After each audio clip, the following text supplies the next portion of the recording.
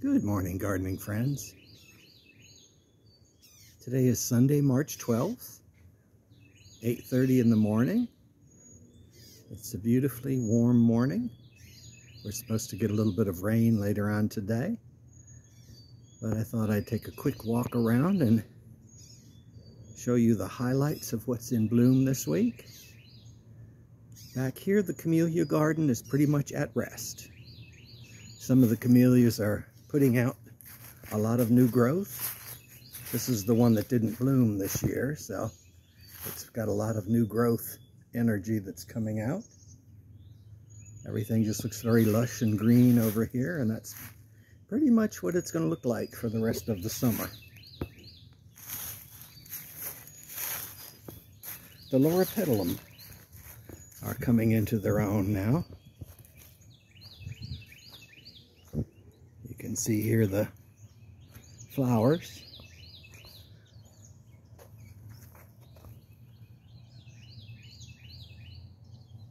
They are basically a witch hazel.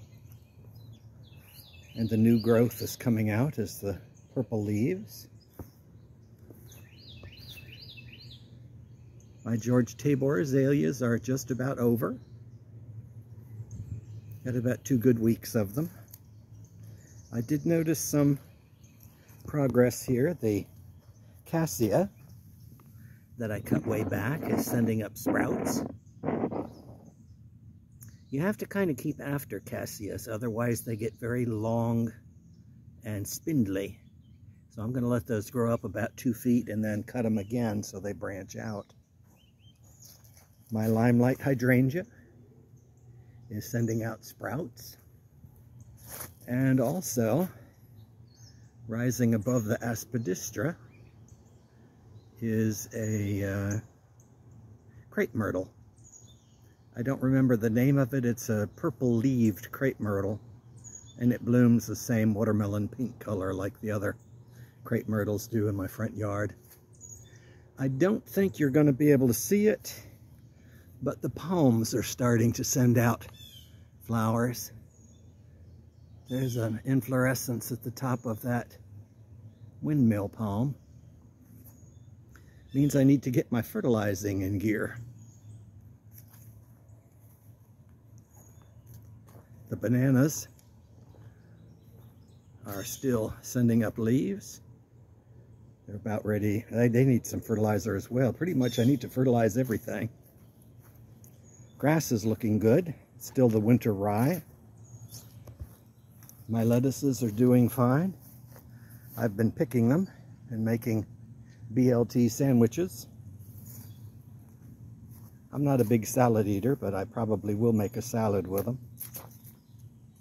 Butterfly bushes are still sending out plenty of new growth. It looks like there may be a flower coming on the tip of that one.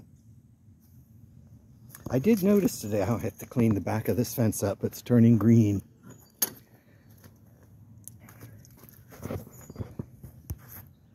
The antirrhinums or snapdragons are doing well, and they don't look like they've set any buds yet, but they will. These, of course, are, that looks like there's one there. They're all red. I tend to like reds in my garden. Oh!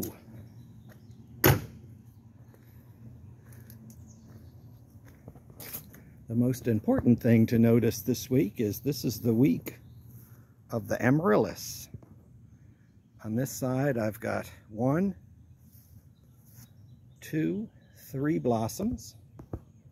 I planted the last amaryllis that bloomed in the house yesterday over there.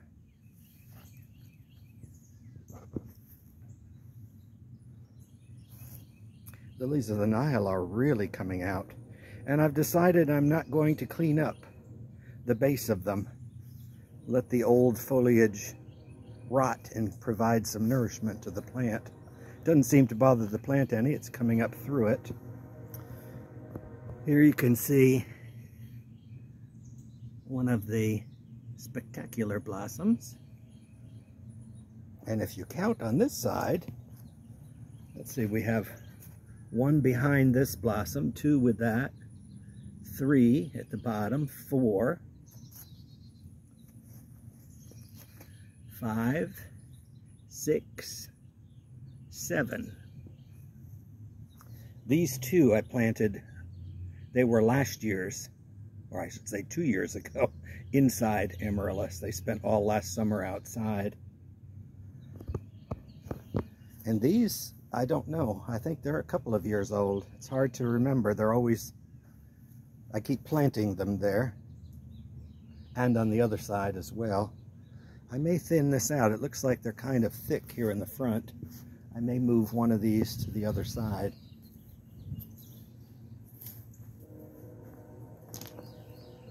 More leaves to spread. Every week I get 2 bags of leaves on a Thursday. Haven't had a chance to put them out yet. Australian tree fern is starting to look like a tree fern again. More fronds coming out.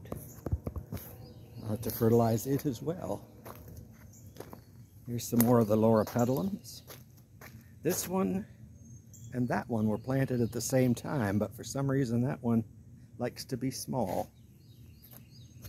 The cordyline are coming back.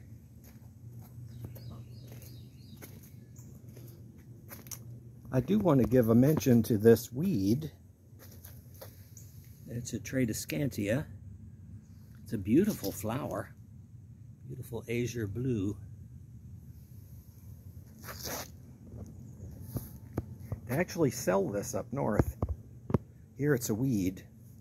The unfortunate thing about this is I have tried to tame it, and it does not cooperate.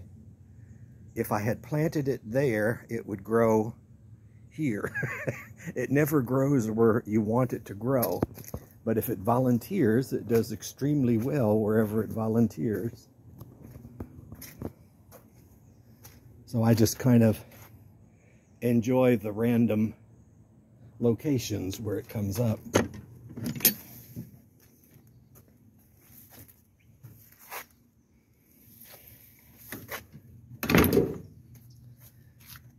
Lily of the Valley is still, or shrub is still blooming. It's just about over, but I do like my Pyrrhus japonica.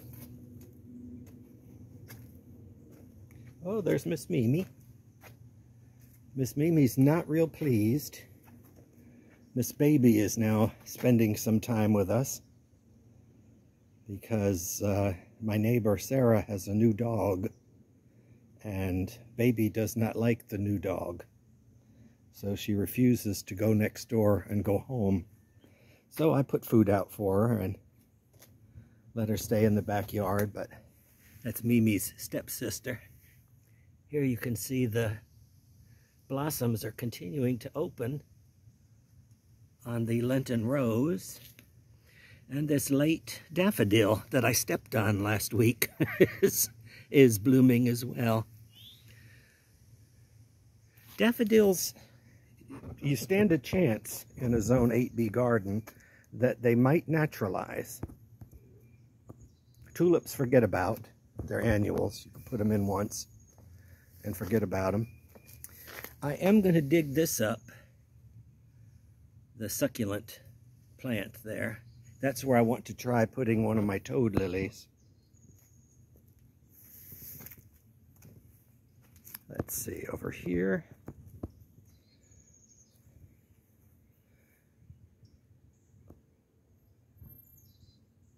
The bougainvillea is leafing out. Here it's mostly just green, except for the little bit of color left by the pansies.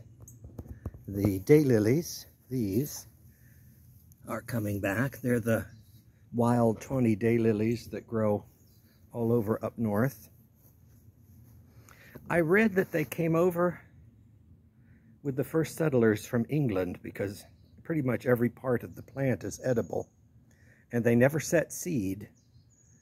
So the way they spread is by their roots and by cuttings. And that's how they spread all over the hedgerows up north. And that's the little reminder They're an orange color. I put them inside this brick area because I wasn't certain how rapidly they would spread. And I've had these clumps now for about 5 years, and they haven't spread real badly. So they are coming back, though. They like that spot. Oh, there's Miss Mimi saying hello. This bougainvillea is blooming as opposed to putting out leaves. Go figure. There's the toad lily that I want to split the chunk off of and move.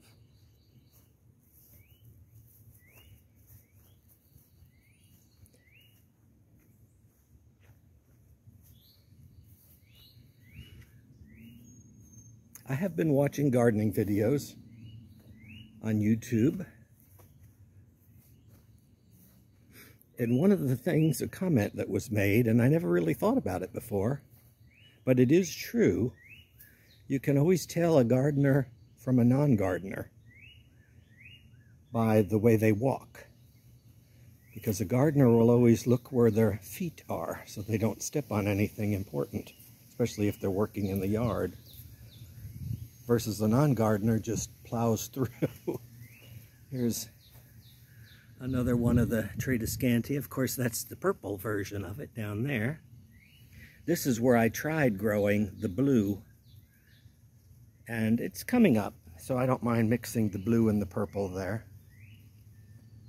I've got some little yellow strawberries on my strawberry plant.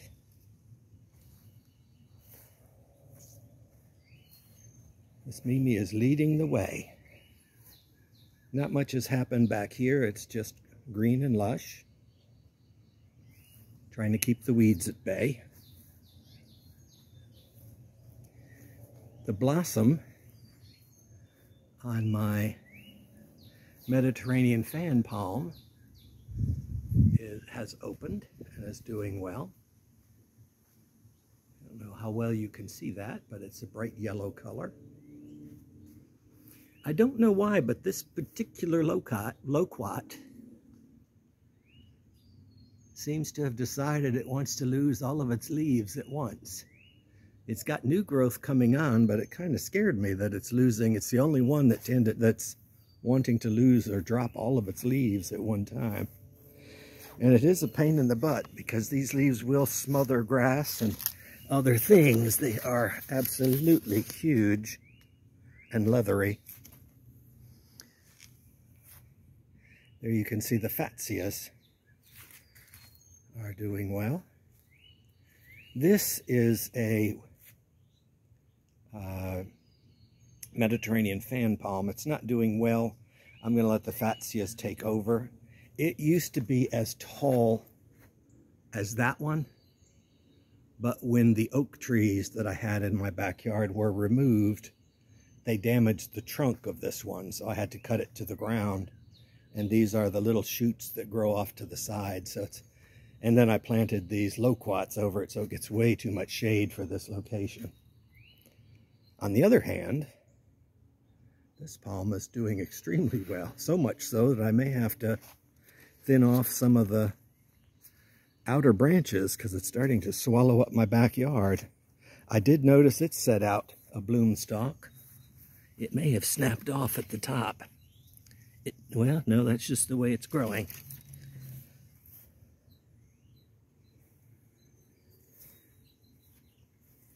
That's the Serenoan repons. That's not supposed to form trunks, according to the palm books that I have. So it has some pretty big non-trunks under there. My big palm, the Phoenix canariensis, you can see the new shoot, the new growth is coming at the top. The other growth is dead, but I just haven't been able to get the rest of the top of that off. I'm just going to let them swoop down. I've used a saw and a stick, and I've extended it as far as it'll go. So I don't think I'm going to be climbing up a ladder and trying to cut more. I'll just let them fall off naturally.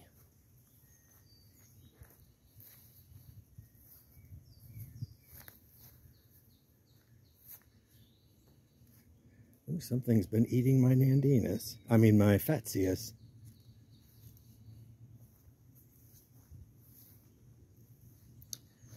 Looks like there's a little bit of activity coming on here. And my cycads. I did notice, you can't, well, you can see them, I think, if you really look. It's got one bloom stalk coming up here, my pindo palm. Actually, two bloom stalks. One to the right, one to the left.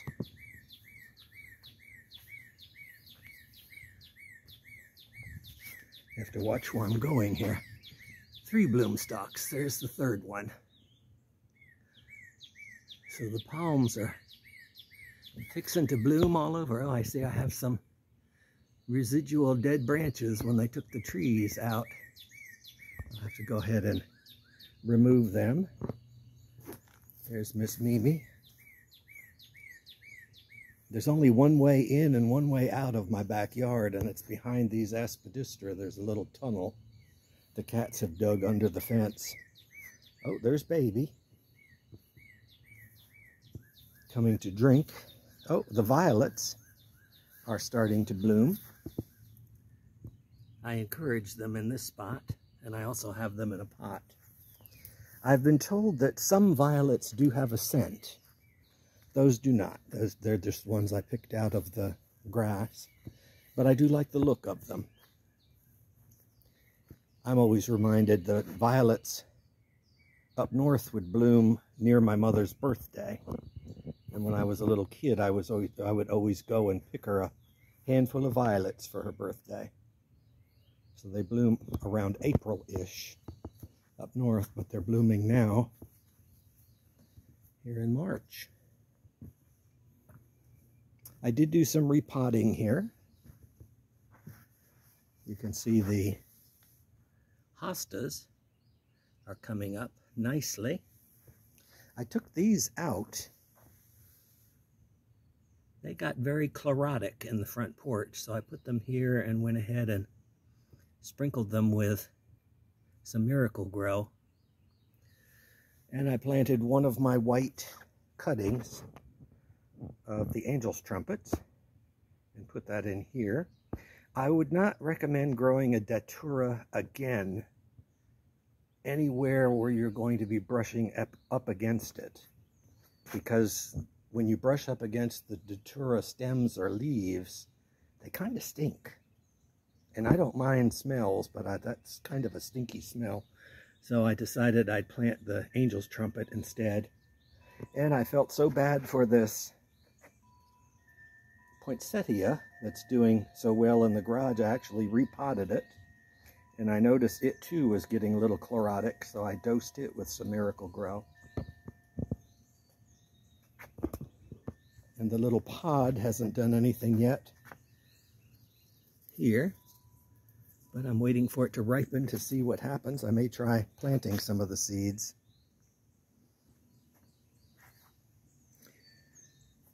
It's been getting so warm that the cyclamen are starting to show it. This particular one is doing better now. I found out, you may recall if you go back a couple of weeks, that one of the cyclamen was really pitiful looking compared to the others. And I found out it was here. And when I water my pitcher plant, which I do every other day until it runs out the bottom, the excess water was always hitting that one pot. So I guess it was just getting too much water. And once when I moved it from here to here, it started filling out again. These I treat as annuals. So as soon as the real heat of the spring comes on, I'll be probably putting ferns there, or flax lilies. Either one has done well. Remember, this is a north-facing window. I do see up here that new pictures are already starting to form on the second and third sprout of my Nepenthes. And let's see, I also transplanted and potted up my plumeria. This plumeria I've had for about 3 or 4 years. I used to have one years ago I got from New Orleans. Back in the French Quarter, they used to sell them like a cigar, just a piece sliced off, and the bottom would be dipped in paraffin. And you'd stick it in the ground, and lo and behold, it would grow. The problem with them is they have very fragrant flowers. That's not the problem. The problem with them is they get very big fast. And the pots would get so heavy that I could no longer carry them inside to protect them from frost. It is remarkable that those leaves had stayed on that particular plumeria through the winter. Plumerias, I found, do not like to be moved. It seems like they set out enough leaves to compensate for the light and the position they're at. And even if you just twist it, not moving at the position of the pot other than twisting it clockwise or anti-clockwise, it'll lose leaves. It's very annoying. So the bottom line is, put your plumeria where you want it to stay for the entire season, and then don't move it. Otherwise, you're apt to lose leaves. Those leaves will probably fall off, but it should be sending up new shoots shortly. It looks like way down inside there is another shoot coming. Roses haven't bloomed yet, but they're full of bud. So we'll be looking forward to those. And here comes baby. I put out some cushions. Today's supposed to rain a little later. I'll bring them in later. But there you have it. Not a lot going on right now, but spring is definitely here. Everything is starting to bloom. And I did notice one last thing I'll leave you with is I've got some blossoms on my keyfruit pear. I doubt if they'll have pears, but at least I have blossoms. So, and the only other thing here is I do have some sprouts on my pollarded crepe myrtle. That's about it for today. Till next time.